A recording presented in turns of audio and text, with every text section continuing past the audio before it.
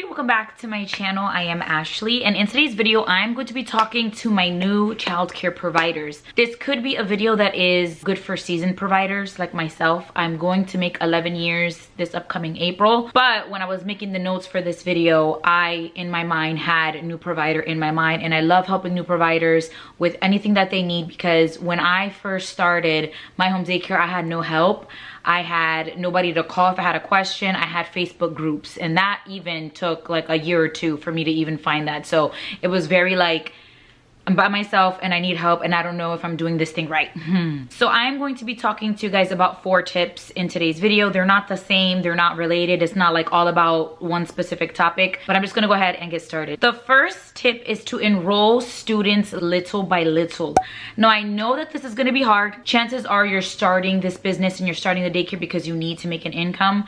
My situation, I wanted to have an income because I needed to have an income, but I wanted to stay home with my son as well. And I know that whenever we start something new, we want to see success. We want to start seeing those kids come in quickly. I don't want you to take on 6 kids or 5 kids or 4 kids at one time and all of them are crying. They're going through that beginning phase, which usually takes like 2 weeks for them to be like, okay, this is where I'm going to be, and they're more calm. If I was a new provider, or if I was giving advice to a new provider, I would say, hey, save some money so that you have some money saved, and then when you start, just start little by little, because it's going to be better like that. Slow and steady wins the race. I recently just went through this. I had 6 kids and then I had 4 kids leave to VPK, so I had 4 spots open, and I was like, oh, okay, I have these people that are looking for childcare. I'll just go ahead and enroll them because I have 4 spots. That week that I had those new kids was really hard. Me that I have 11 years of experience, I've been doing this for forever, those 2 weeks or that beginning period, that phase that those kids were going, it was so hard for me. So I can only imagine for new providers. So the good thing is it's just a small period of time. Right now those kids are still with me and they're doing so good. My job feels normal again. The kids have their routine. I had one of the students when she first started, she was napping 20 to 30 minutes. That was it. And she is not even 2. She's under 2. And she was napping 30 minutes, and I was like, oh my gosh, like this little girl just really doesn't sleep. Now she sleeps an hour and a half to 2 hours, and everything is a lot more smoother with her. Again, that first 2-3 weeks with all of those new kids, it was just really hard. So I would just recommend taking on little by little so you can get through those 2 weeks, have those kids steady in a routine, and then take on a new one, if that makes any sense. The second thing is to establish a schedule or a general flow for your program. So it's going to benefit you as a childcare provider if you have a schedule or a general flow. I'm going to get into what a general flow to me means, because I have both. I have a schedule and I have a general flow. But it's going to benefit you as a childcare provider because your days go by so much quicker. There's times where we're doing an activity that we are having so much fun. When I have that schedule and we're doing things and I'm not just watching kids play toys, like there's days where I'm sick or I'm not feeling good. Again, I'm pregnant, so there's days where I'm like, you know what, today we need to take it easy. Those days drag.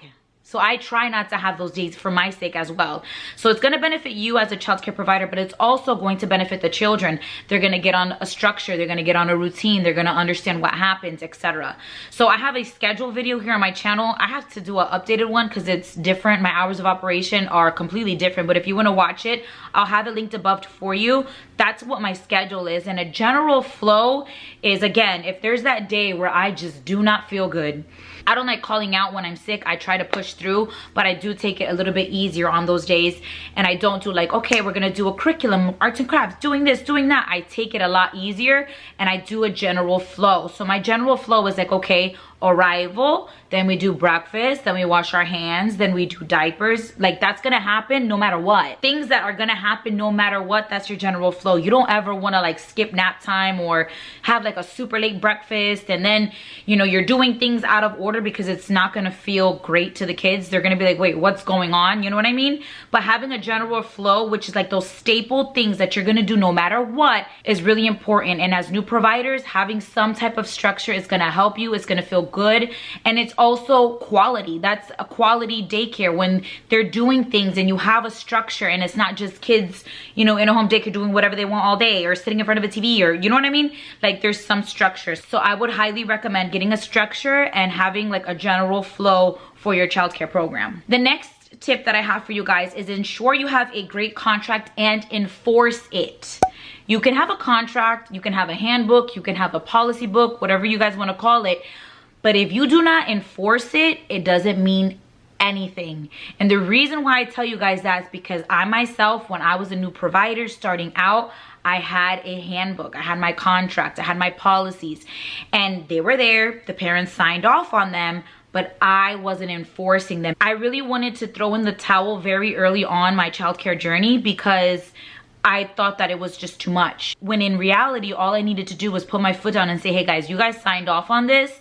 This was our agreement. If it's gonna work, great. If it's not gonna work, then we're gonna have to part ways. Quick example, when I first started, I opened at 7:30 in the morning. I had a family that lived around the corner from me, dropping off at 5 o'clock in the morning. And in my handbook, it said there's a fee for that. I never charged her the fee, and I just kept taking the baby at 5, taking the baby at 5. It was so bad, and I let that happen for a year and a half.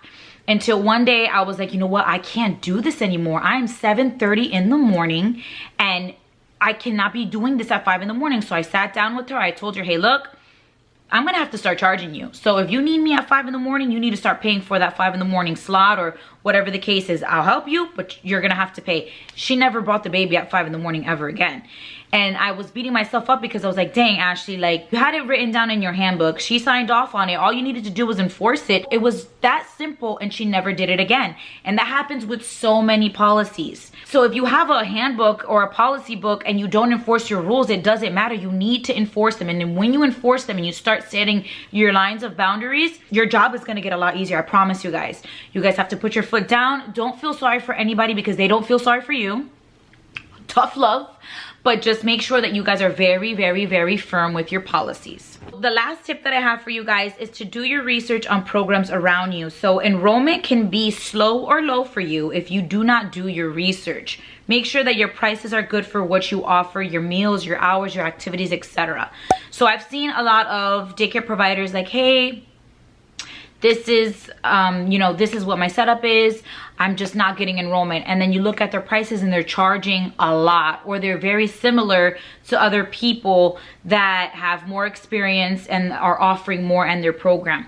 You guys got to understand that when these parents are searching for home daycare or daycare in general, childcare, whatever, they're comparing and contrasting different programs. So they're gonna go visit one program, see what they're offering and how their price is and the provider and everything in general. And then they're gonna be comparing it to every other program that they go visit.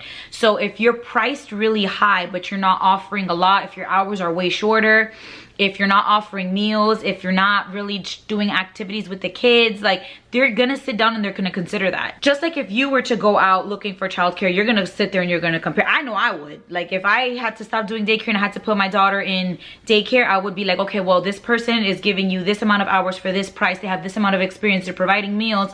And then this person isn't providing meals. They have less hours. Like, they're gonna sit there and they're gonna compare and contrast. So you just need to make sure that your prices are gonna reflect that. Because if your hours are less, but your price is less, they might be like, should we just take it and figure out what we're gonna do with like the before and after care? Do you get what I'm saying? So just make sure that you're doing your research, calling other programs, and if there are daycare providers out there that can give you information on their program openly, then go ahead and communicate with them, see what they can tell you. But just make sure that you guys are doing your research, because you don't want to have low enrollment or no enrollment because you think that you're doing everything right and then you start seeing like, oh dang, like I didn't realize this or I didn't realize that, if that makes any sense. New providers, if you guys ever have any questions, you guys can leave me a comment. I check my comments like 50 times a day. And then you guys can also check me out on social media. My Instagram is totstothetop, just like my YouTube channel. You guys can follow me, send me a DMs. Again, I am always checking my phone. My phone is always on me. And if you guys ever need anything, I will get back to you in a timely manner. So go ahead and reach out if you guys need anything. So that basically completes today's video. I hope you guys enjoyed it. Please subscribe to my channel if you guys have not already, and I will see you guys in my next video.